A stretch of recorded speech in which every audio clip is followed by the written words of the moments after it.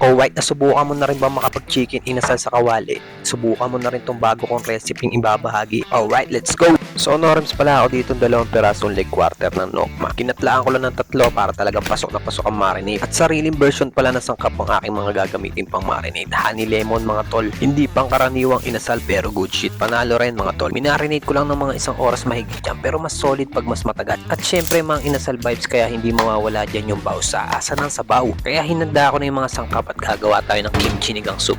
Once na alright na, ready to pair na, sasalang na natin yung ating nokma. At di na pala ako naglagay ng mantika dahil dito natin lulutuin sa kanyang marinade sauce. Mabilis ang pag-execute ng bawsa dito sa ating electric kettle. Pinaglalagay ko na yung gulay at hinalo-halo ko lang dyan at pakukuluin na natin yun. Muli natin balikan yung ating inasal. Binaliktad lang natin mga ropa hanggang tuluyang maluto. Medyo naglapot na yung kanyang sauce kaya pinahid-pahid natin habang niluluto natin sa wakali. Yung nilabas niyang mantika ay nilagyan lang natin ng atswete at alright na ang ating chicken oil. At muli kung binalikan yung ating pinakuluan, nilagyan lang natin ng Knorr sinigang mix. Tansyameter lang para hindi mag-asim ng sobra. At ready to serve na, diba? Ganun lang kasimple, hindi mo na kailangan mag-ihaw o kumain pa sa labas kung gusto mo lang yung mga ganitong klase ng trip.